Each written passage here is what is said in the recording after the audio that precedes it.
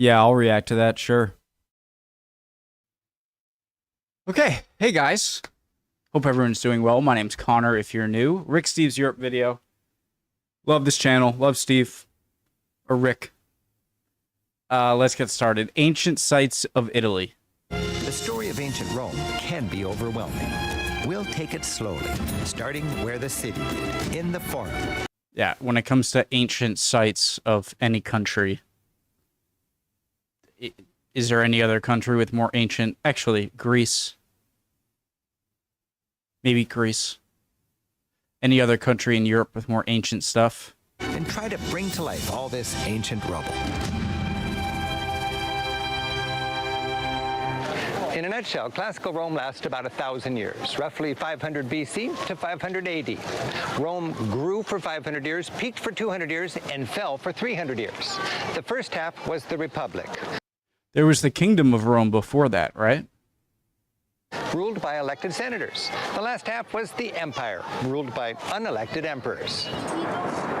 In its glory days, the word Rome meant not just the city, but what Romans considered the entire civilized world. Everyone was either Roman or barbarian. People who spoke Latin or Greek were considered civilized, part of the empire. Everyone else, barbarian. According to legend, Rome was founded by two Romulus, brothers, Remus? Romulus and Remus. Abandoned in the wild and suckled by a she-wolf, they grew up to establish the city. In actuality, the first Romans mixed and mingled here, in the valley between the famous 7 hills of Rome. This became the Roman Forum.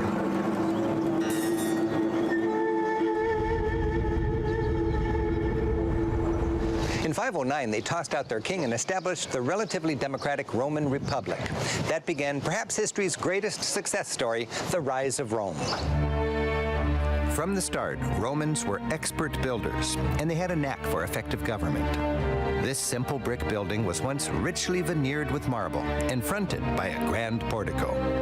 It's the Curia. The Senate met here and set the legal standards that still guide Western civilization. That can't be the original building, Caesar, who right? ruled around the time of Christ, marked the turning point between the Republic and the Empire. The Republic, designed to rule a small city-state, found itself trying to rule most of Europe. Something new and stronger was needed. Caesar established a no-nonsense, more disciplined government. Interesting. I thought the start of the Roman Empire was just you got some of your generals or military leaders got too powerful within their own soldiers that they commanded, and Caesar took his chance. But a republic not being strong enough to handle the growing territories of the Roman Empire, I never really thought of it that way, and that's interesting. Became dictator for life, and for good measure, had a month named in his honor, July. Really? The powerful elites of the Republic found all this change just too radical. 2 minutes in, I've already learned a few things that are good to know for sure. Powerful elites of the Republic found all this change just too radical. In an attempt to save the Republic and their political power, a faction of Roman senators assassinated Caesar. Eat two His brutes, body was et burned tu. on this spot in 44 BC. The citizens of Rome gathered Right there. Oh my God, I'm so jealous of Europe sometimes. We don't have very... Over here, 1800 is ancient, okay? 1800 is extremely modern over here in Europe. Oh my God, that's crazy. Right there. The citizens of Rome gathered here in the heart of the Forum to hear Mark Antony say, in Shakespeare's words, "Friends, Romans, countrymen, lend me your ears. I've come to bury Caesar, not to praise him." But the Republic was finished, and Rome became the grand capital of a grand empire. Yeah, it's really interesting how killing the man who was about to start the empire didn't stop their becoming an empire. The Via Sacra, or Sacred Way, was the main street of ancient Rome. It stretched from the Arch of Septimius Severus to the Arch of Titus. Rome's various triumphal arches, named after the emperors who built them, functioned as public relations tools. Reliefs decorating the various arches show how war and expansion were the business of state.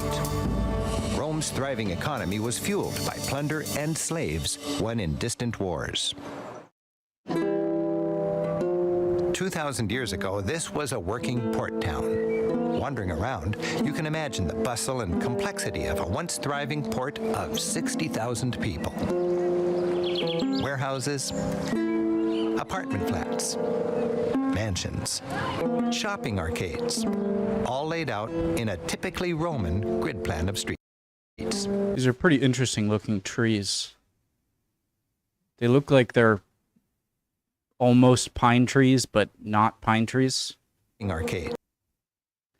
Great description by me, right? All laid out in a typically Roman grid plan of streets. I want to look at it up close. Located where the Tiber River meets the sea, Ostia was founded in the 4th century before Christ. It served as a naval base, protecting Rome from any invasion by river. It was also an administrative and warehousing center, keeping more than 1 million Romans fed and in sandals.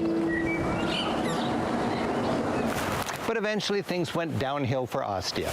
Rome fell, the river changed course, the port silted up and was abandoned, the entire place became a malaria-infested swamp, and Ostia was forgotten. The mud that buried Ostia actually protected it from the ravages of time, including stone-scavenging medieval peasants. And thanks to extensive and ongoing excavations, there's lots to see. This fine mosaic decorated the Baths of Neptune. At the bottom of the pool, Neptune rides 4 horses through the sea. Apart Is this original? from the Cupid riding the dolphin, the sea looks You guys, rides 4 horses through the sea. I feel like we take for granted so much, just the internet and photos and videos of animals. Imagine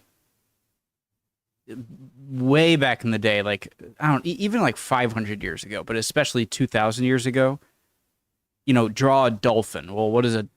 I don't know. It looks kind of like a fish, eel, but just think about how much harder it would have been to draw things just based on other people's accounts of what they look like, rather than a visual guide or, you know, a photo. You know what I mean? Apart from the Cupid riding the dolphin. And also, sorry, how much of what I'm looking at is like, here I can see, you know, that's very old. I can see this being like 2,000 years old. But these are 2,000 years old as well. They weren't repainted or something. They look so clear. Fine mosaic decorated the Baths of Neptune. At the bottom of the pool, Neptune rides 4 horses through the sea. This looks like it was made yesterday. This leg of the horse. Apart from the Cupid riding the dolphin, the sea looks pretty frightening, which, to those ancients, it was. Still The is. adjacent theater seated 4,000. Plays were rowdy daytime events with lots of audience participation. Perhaps a bit like today's school field trip. Typical of Roman urban design, this complex mixed religion, business, and entertainment. A grand theater facing a temple surrounded by a commercial square.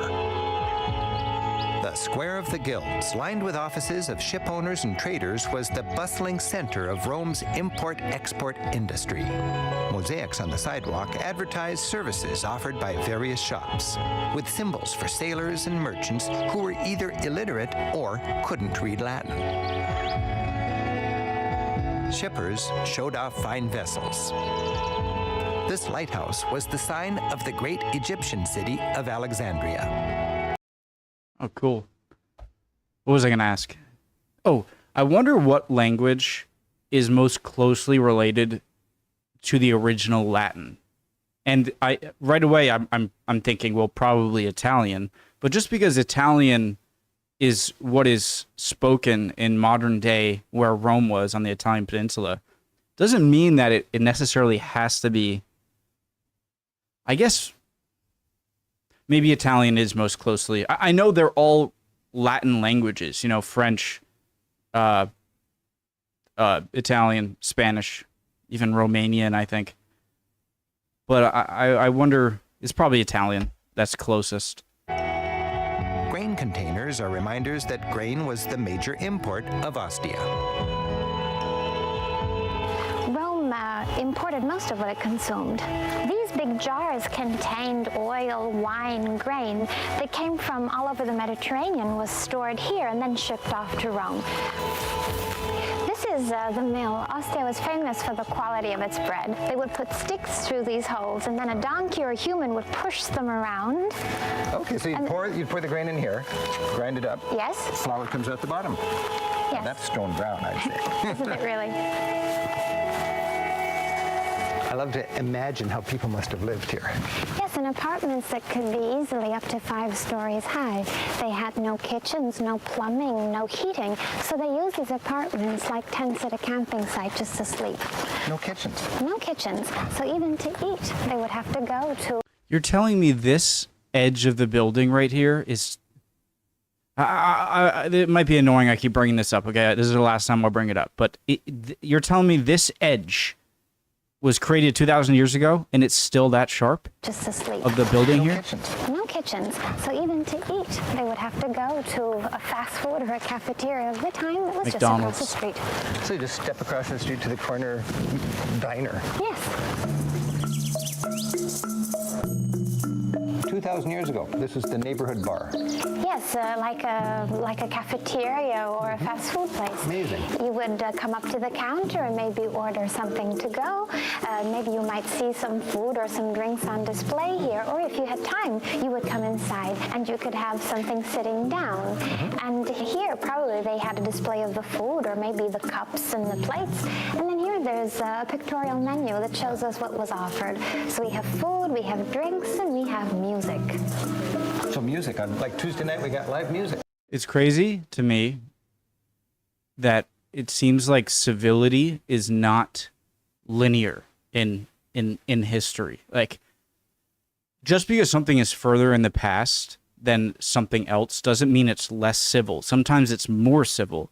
Like you see, like the fall of the Roman Empire and, you know, the start of the Dark Ages, which I know that's kind of a misleading name, but still, the fact that order and peace and order in society is not dependent on time.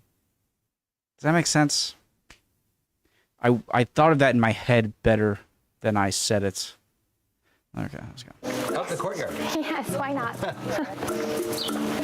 As you can see, public restrooms are really public and quite advanced. They have Why did I just blurt that out? I don't know. As you can see, public restrooms are really public and quite advanced. They had running water coming through. So there's a stream going all the time, constantly flushing. Constantly flushing, so constantly clean. Imagine frescoes on the walls and even revolving doors.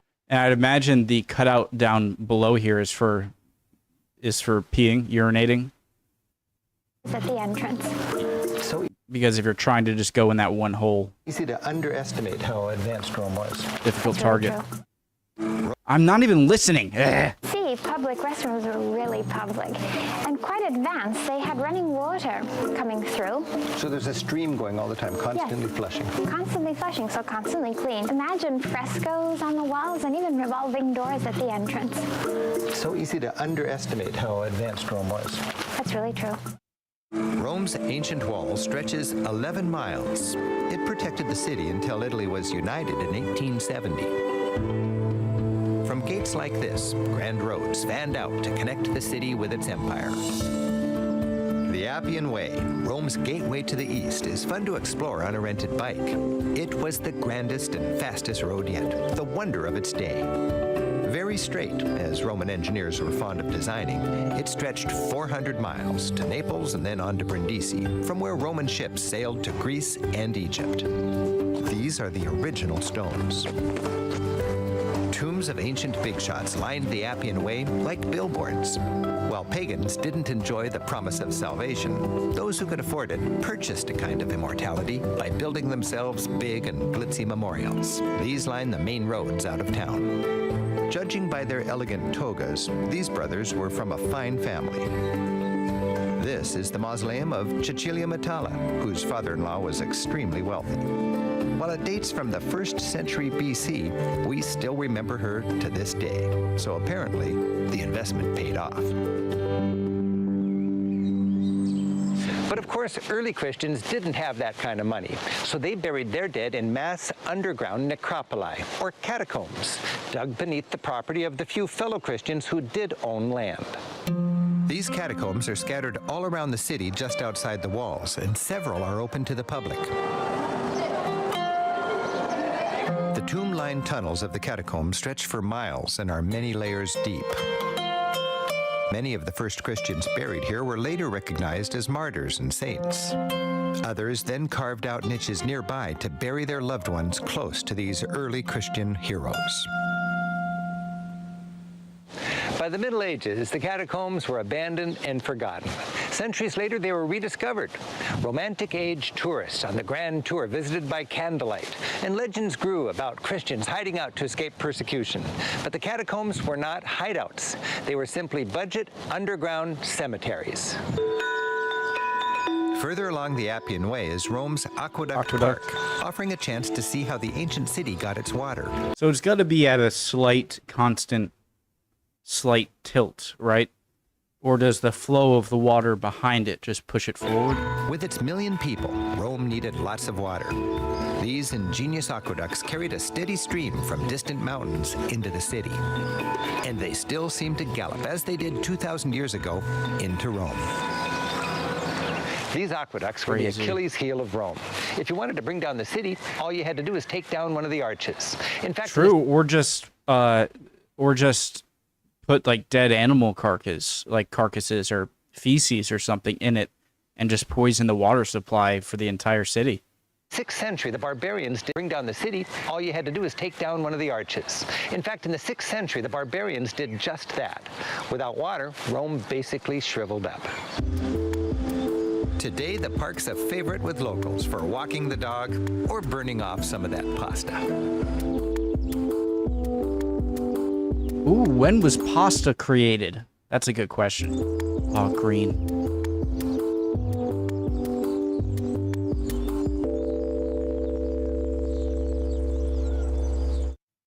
While Mount Vesuvius is sleepy today, in 79 AD, the volcano exploded, sending a cloud of ash and cinders 12 miles into the sky. It spewed for 18 hours, sending a red-hot avalanche racing down the mountainside at about 100 miles an hour, burying the city of Pompeii in 20 feet of scalding debris. Life in Pompeii was stopped in its tracks. Today, excavations of this once booming city offer the best look anywhere at ancient Roman life. For archaeologists, Pompeii was a shake-and-bake windfall. Sure, a lot of people thought that was just the end of the world, and Rome controlled the entire Mediterranean Sea. That made it a kind of free trade zone, and Pompeii was an important port town. It was big, 20,000 people. It was an important commercial center. Imagine this square, just busy with market activity. And because it was a port, it was a kind of a sailor's quarter, and that meant it was fun. Lots of bars, baths, brothels, restaurants, and places of entertainment. The main square, or forum, was Pompeii's commercial, religious, and political center. The curia housed the government. It was built of brick and mortar, a Roman invention. It was originally faced with gleaming marble. The basilica, or law court, was nearby. Here you see the basilica floor plan that medieval churches adopted after Christianity became legal.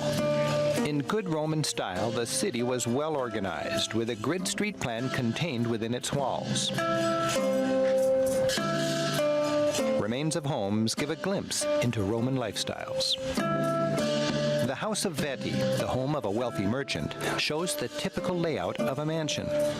Its colonnaded atrium, with formal garden and water flowing to give freshness, was ringed by colorfully frescoed rooms. Roman dining rooms were always richly decorated. This one shows little cupids playing out commercial activities. I always picture like ancient Rome, ancient Greece. It's just this very beautiful but just gray looking place. But of course, most of the color is just faded away. Of the town. This one shows little cupids playing out commercial activities of the town, collecting flowers, taking your knocks on a chariot, and enjoying the local wine. For a better understanding of life at Pompeii, Italian archaeologist Gaetano Manfredi is taking us on a walk. Pompeii's impressive baths were just past the gymnasium. After working out, Romans would relax, be pampered, and enjoy the social scene in a public bath. This was the tepidarium, so people coming from gymnasium after sport, they were massaged by the slaves. Inside the niches all around there were oils, creams, perfumes for the body massages.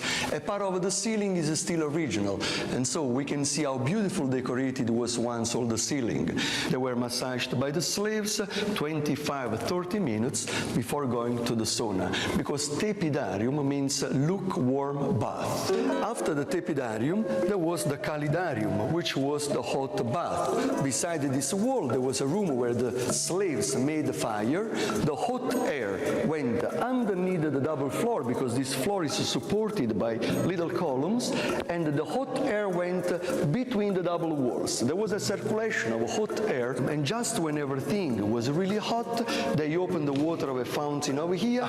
The water slowly fell on the floor was hot, and this produced steam. Guys, genius, and also you really know, I feel like, I don't know for sure, that you really know how dominant a power, an empire, a power is, and its dominance over its neighbors. If it has enough time to think and create like stuff like this that is just for comfort and pleasure, you know? It's so awesome, crazy and awesome to think about 2,000 years ago, people were creating things, beautiful, amazing things just for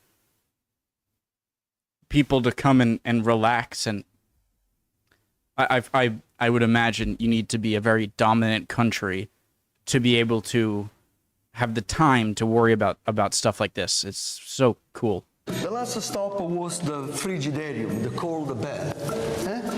As we still do today, after the sauna, to harden the muscles and for the body circulation, the cold bath. Water was abundant in this well-plumbed city. Fountains provided a social center at intersections, and a steady stream of water flushed the chariot-rutted streets clean. What are those, speed bumps or something? Intersections, and a steady stream of water flushed the chariot-rutted streets clean. So why the stones in the street here? Well, there was always water flowing along the roads and washing the roads, so that's why the sidewalk all over and the stepping stones. So the pedestrians walk across could and not get cross wet? road, Oh my God. avoiding wet feet. So did they have like two types of carts, like one with this width, one with this width? Smart. While the site is evocative, the horrors of that day in 79 AD are hard to imagine. Thousands of people died in this eruption. Here we have the cast of those people. During the excavations, sometimes the archaeologists fell under the volcanic materials some empty spaces left by the decomposition of bodies. And so what they did, they injected the liquid plaster in these empty spaces. The liquid That is terrifying. So the outer, that makes sense. Oh my God. Oh my God, that is so much more terrifying. But plaster took the form of the previous bodies, and when it dried up, the archaeologists cleaned all the ash away and appeared the body in the same position the man was when he died 2,000 years ago. that makes complete sense, because as the eruption goes, it's not like your entire body is just going to turn to stone like Medusa or something. Like you saw Medusa. so the outside, but the inside decomposed, and then it was just a hollow shell. Oh my God, that's terrifying and fascinating. One day a thriving city, the next day this. Terranacinating. I was trying to combine words. Forget it.